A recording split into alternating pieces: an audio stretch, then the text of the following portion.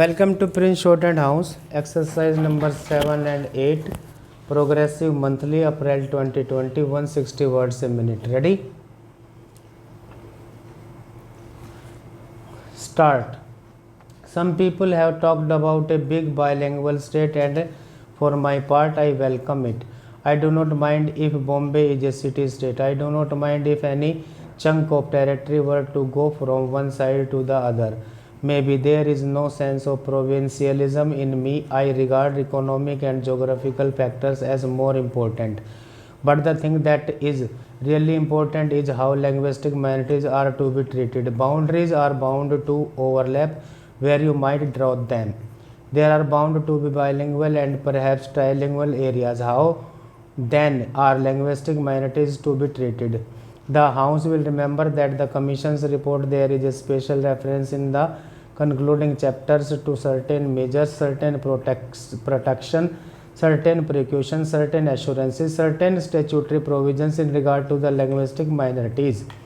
I am anxious that these should be implemented. Any complaint that people speaking a certain language have not been given protection because they are in minority must be removed altogether from India, and removed not merely by pious protections but by active and precise instructions so that effect. All the 14 languages mentioned in our constitution are our national language, not Hindi only. We have said that Hindi not because of linguistic superiority but because it is spread over a large area and for other regions should be an all India language. It should for official purposes become an all India language gradually after a certain period, but all the 14 are national languages. We want to encourage them. The attitude that we can encourage one language by crushing others is completely wrong from the literary or the linguistic point of view. I am convinced that the development of any language in India leads to the development of others.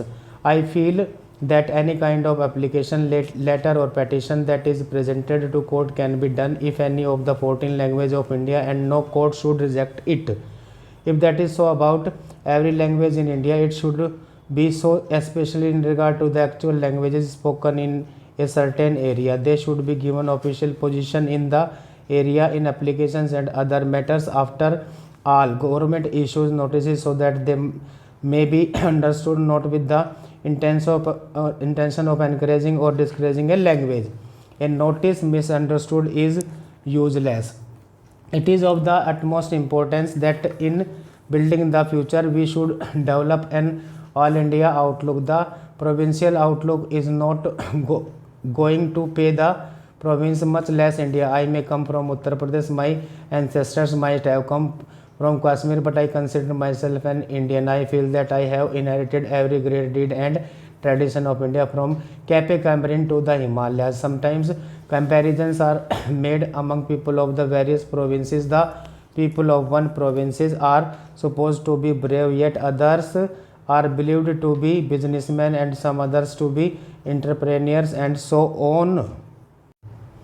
All this thinking is unfortunately the relax of the caste system, a bane and curse to the country. Which provinces or state is there in India which does not have a proud tradition of its own? Go to the south, to Tamil Nadu, they have a great language and great traditions, military and the rest. Go in Andhra and they will tell you about the famous Andhra Empire of old.